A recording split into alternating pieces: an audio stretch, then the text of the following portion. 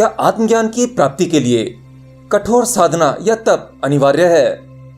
देखिए, आज ईश्वर को या कहें आत्मज्ञान को इतना जटिल बना दिया है कि मानो यह इम्पॉसिबल जैसा काम है। आप बहुत से महान व्यक्तियों के बारे में पढ़ते हैं जिन्होंने अपने जीवन में कठोर तप किया, जीवन का बहुत लंबा समय अपनी इस साधना में लगा दिया और जिसके लिए उन्हें कई चीजों का त्याग करना पड़ा।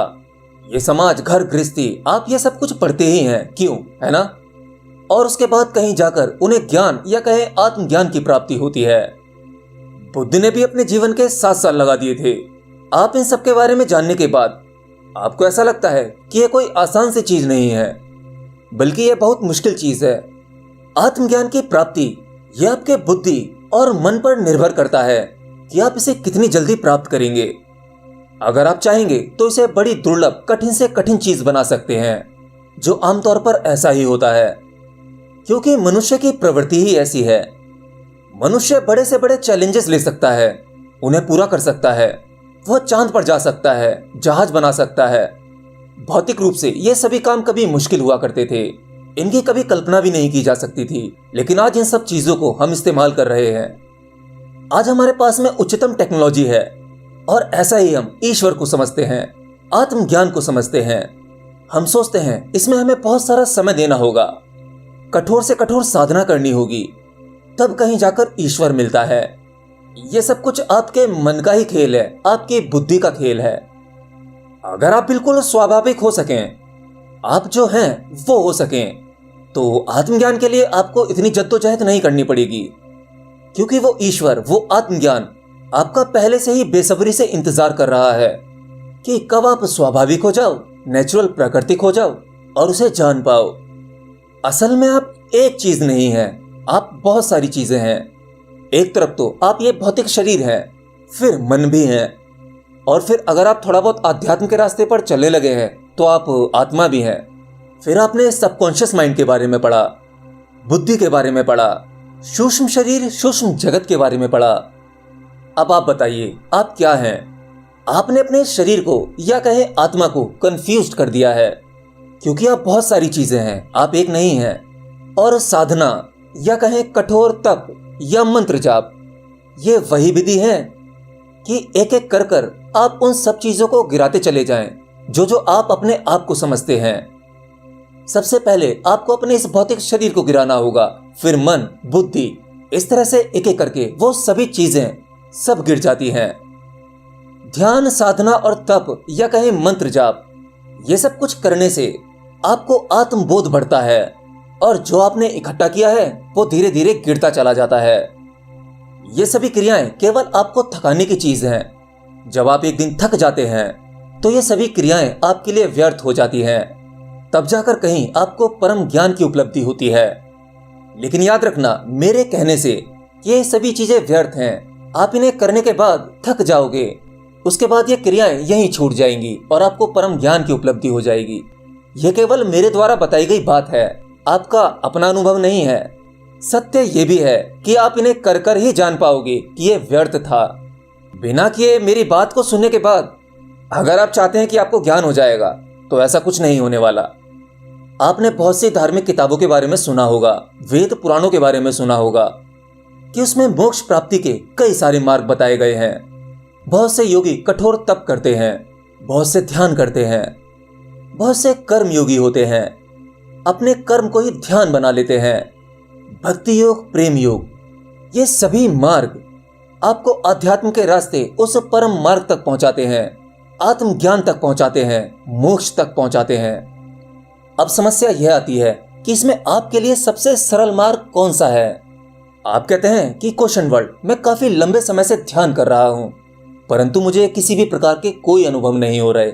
बहुत से कहते हैं कि मैं कर्म योगी हूँ, मैं कर्म को ही अपना ध्यान बना लेता हूँ, मैं अच्छा बुरा या किसी भी फल की इच्छा नहीं करता, केवल कर्म करता हूँ और उसी पर विश्वास करता हूँ, फिर भी मुझे कोई अनुभव नहीं हो रहे। और कुछ भक्ति योगी जो भक्ति करते हैं, तो देखिए ये सभी मार्ग आपके स्वभाव, आपके व्यक्तित्व के हिसाब से निश्चित किए जाते हैं। आपको केवल यह जानना है, अपने आप में ही जाकर देखना है कि आपके लिए सबसे उचित मार्ग कौन सा है। असल में आपका क्या स्वभाव है, आपका व्यक्तित्व किस प्रकार का है। अगर आपका स्वभाव जिद्दी, घमंडी, थोड़ा सा सख्त है तो उचित होगा आपके लिए कर्म का मार्ग सही है। ये सिर्फ मैं एक एग्जाम्पल बता रहा हूँ, ये आपको अपने भीतर ही जाकर देखना है। जैसे आप बड़े शांत स्वभाव के हैं, आप लड़ाकू झगड़ालू नहीं है, तो आपके लिए भक्ति का मार्ग उचित हो सकता है। असल में मोक्ष या कहें आत्मज्ञान की प्राप्ति इतना मुश्किल नहीं है। अगर आप ये कोई सी भी क्रियाएं नहीं करना चाहते, आपका ऐसा स्वभाव नहीं है, तो अच्छा होगा कि आप स्वाभाविक हो जाओ। आपके आसपास ये अस्तित्व जो चीजें दिखाता है और जो चीज जैसी है आपको वैसी ही दिखने लगे। आपकी बुद्धि और तर्क कहीं पीछे रह जाएं, मतलब जो जैसा है बिल्कुल वैसा ही दिखने लगे, तो समझो आपको ज्ञान मिल ही गया। असल में कोई बात या कोई दृश्य जो आप अपने जीवन में एक्सपीरियंस करते हैं, उनका कोई एक अर्थ नहीं होता। वो हर व्यक्ति के स्वभाव के हिसाब से उन सभी बातों या दृश्यों का अर्थ अलग अलग हो सकता है। लेकिन स्वाभाविक होने का मतलब यह होता है कि जो चीज जैसी है, जो बात जैसी है या जो दृश्य जैसा है बिल्कुल वैसा ही प्रतीत होने लगे। जैसा बाहर से बिल्कुल वैसा ही भीतर से आपको स्पष्ट दिखाई देने लगे। तो यही भक्ति है। और भक्ति में बहुत शक्ति है। भक्ति में आपकी बुद्धि का दूसरा आयाम शुरू हो जाता है, मतलब जिसे आप बुद्धि कहते हैं। और अपनी समझ या अपने तर्क, जब ये सब कुछ पीछे रह जाते हैं और आप किसी भी चीज में प्रेम पूर्ण उतर पाते हैं, तो समझो आप भक्ति के मार्ग पर हैं। और इसमें आपको कोई भी साधना, कोई कठोर तप करने की आवश्यकता नहीं है। सत्य आपके सामने ही खड़ा है। अगर आप इतना कर पाते हैं तो आपको ज्ञान की उपलब्धि तुरंत हो जाती है। अब भक्ति का अर्थ ये नहीं कि आप मंदिर में जाकर राम राम राम राम करते रहें और वह सभी विधि विधान करने लगे। भक्ति किसी विधि विधान को नहीं मानती। भक्ति केवल प्रेम को जानती है। आपकी पूरी श्रद्धा, पूरे मनोभाव से जब आप इस अस्तित्व को प्रेम कर पाते हैं, आपके लिए अच्छा बुरा जैसा कुछ नहीं बचता। सभी आपके लिए एक बराबर होता है। यही भक्ति होती है। भक्ति का अर्थ है कि जब आप किसी में डूबते हैं, चाहे किसी का प्रेम, चाहे ईश्वर का प्रेम या किसी भी कार्य में, आप उसमें पूरी तरह से विलीन हो जाते हैं और उसके बाद आपके खुद के अपने ही अस्तित्व के कोई मायने नहीं रहते। आपके लिए वही चीज सब कुछ हो जाती है। और वो चीज करते हुए अगर आपका यह जीवन नष्ट भी हो जाए तो भी आपको कोई फर्क नहीं पड़ता। यही भक्ति है। भक्ति मीरा ने की थी। और राजा जनक के बारे में तो आपने पढ़ा भी होगा। इसके बारे में मैंने कुछ वीडियोस भी बनाए हैं। अब मुझे यह बताइए कि राजा जनक ने कौन सी तपस्या की थी, कौन सी साधना की थी।